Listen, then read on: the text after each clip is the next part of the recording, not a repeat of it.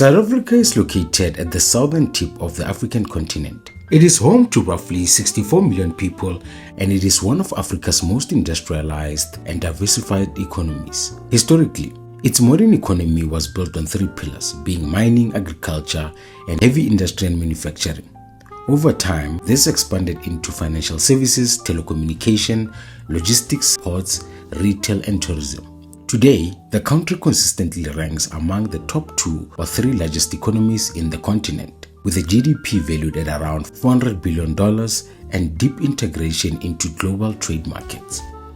It has one of the most developed financial systems on the continent, major ports linking Africa to Asia, Europe, and the Americas, advanced infrastructure relative to its peers on the continent, and a long history of resource extraction that shaped its cities, labor systems, and capital markets. But South Africa is also a country of contradictions. High industrial capacity alongside inequality, world-class mining expertise alongside declining output in some sectors, enormous natural wealth alongside persistent fiscal pressure. To understand any of this, the country, the history, or the future, we have to start underground. Because long before finance, before industry, and before modern borders, South Africa's role in the global economy was defined by what lays beneath its soil. So in this video, we're not analyzing outcomes or policies, we are doing something far simpler. We're taking stock, which is what minerals does South Africa have, how much of each exists, and what is their approximate value. Platinum group metals are South Africa's single most valuable mineral asset. The country controls 70 to 80% of global PGM reserves, concentrated almost entirely in the Bushveld Igneous Complex, spanning Northwest, Limpopo, and Mpumalanga provinces. Major mining centers include Rustenburg, Stilpoort, and Mokopane. These metals, platinum, palladium, and rhodium, are essential for automotive catalytic converters, hydrogen fuel cells, and medical and chemical applications. The country exports 75% of the platinum it produces, primarily to China, Germany, Japan, and the United States. At current production rates, PGM reserves are expected to last between 80 to 100 years, though extraction is becoming deeper and more capital intense. By in-situ value, platinum group metals alone are estimated between 10 to 15 trillion US dollars.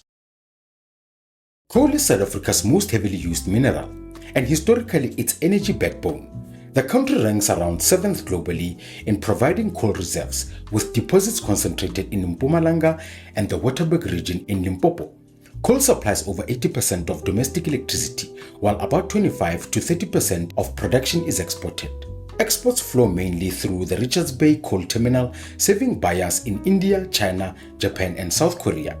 In-situ coal reserves are estimated at approximately 2 to 4 trillion US dollars, with an estimated reserve life of 50 to 70 years, depending on energy transition dynamics. Coal remains South Africa's largest volume mineral, even if its long-term role narrows. Manganese is South Africa's most globally dominant industrial mineral. The country holds around 70% of known world manganese reserves, almost entirely within the Kalahari Manganese Field in the Northern Cape, near towns like Hotazel and Kuruman. Manganese is essential for steel production, accounting for nearly 90% of global demand. South Africa exports 85 to 90% of its manganese, primarily to China, India, Japan, and South Korea via ports in the Eastern Cape. 600 million tons, manganese has an estimated in-situ value of 1 to 2 trillion US dollars and a reserve life of well over 100 years. Chromium is South Africa's strongest asset in this group. The country ranks first in the world by chrome ore reserves, controlling roughly 70% of global supply. These deposits are concentrated in the Bushveld Igneous Complex, the same geological structure that hosts platinum. Chromium is essential for stainless steel production, and South Africa exports the majority of its output to global steel markets. By conservative estimates, South Africa's chromium carries an in-situ value of approximately $300 to $500 billion. Gold, once the backbone of South Africa's economy, is now a mature and declining asset. While the country remains historically the largest gold producer the world has ever known, it no longer dominates global output.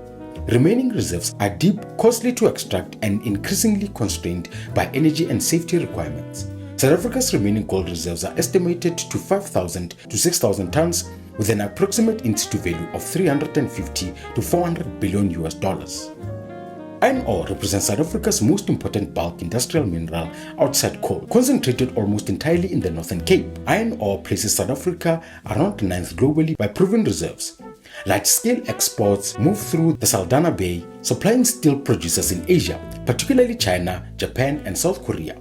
Although iron ore has lower value per ton, its scale matters. South Africa's iron ore carries an estimated in-situ value of roughly 150 to 250 billion US dollars. Uranium is a quieter but strategically important source. Recovered mainly as a byproduct of gold mining, uranium places South Africa within the top 10 globally by reserves. While production volumes are modest, the strategic nature of nuclear fuel gives uranium disproportionate importance. South Africa's uranium reserves are estimated to hold between 150 to 350 billion US dollars in-situ value. Then we've got vanadium, also associated with the Bushveld complex, positions South Africa as a key supplier for high-strength steel alloys and emerging grid-scale energy storage technologies, with reserves valued at approximately 100 to 200 billion US dollars. Vanadium's importance is expected to grow as energy systems evolve. Then diamonds, the mineral that first drew global attention to South Africa, now represent a smaller share of total mineral wealth. Remaining production focuses on high-quality stones from Limpopo, Gauteng, and offshore marine deposits, with an estimated in-situ value of 70 to 100 billion US dollars. Taken together, this second tier of minerals contributes well over 1 trillion US dollars in underground value, reinforcing South Africa's continued relevance in global industry, even beyond its most dominant resources. While South African mineral capability is vast, the extraction of that wealth is highly concentrated. A relatively small group of large mining companies control the majority of production, export value, and capital investment across the country's most important minerals. At the top of this structure is Anglo American, one of the largest mining groups in the world. Although subsidiaries such as Anglo American Platinum and Kumba Iron Ore, Anglo American dominates platinum group metals and iron ore, two of South Africa's highest value export minerals. Across its South African operations, the group generates tens of billions of US dollars in annual revenue, with platinum alone accounting for a significant share. Alongside it sits Sibanye-Stillwater, a major producer of platinum and gold. Sibanye-Stillwater is one of the world's largest PGM producers by volume, with operations spanning the Bushveld complex and historic gold fields. Its revenues fluctuate with commodity prices but consistently place it among South Africa's most valuable mining firms. Impala Platinum and Northern Platinum further reinforce South Africa's dominance in platinum, supplying global automotive and industrial markets.